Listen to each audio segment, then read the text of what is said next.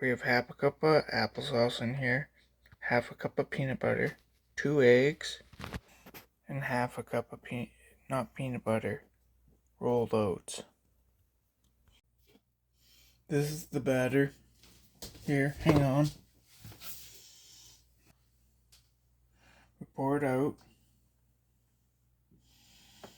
One of these will make, whatever this is, 468 treats.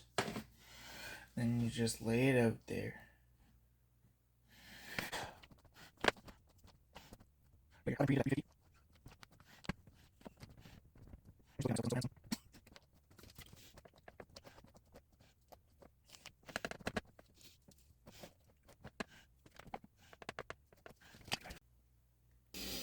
And bake for 20 minutes. Put your timer on. Now that they're finished, this is what they look like, and I'm gonna give one to my dog Joey. Sit, Joey. Sit. I think he approves.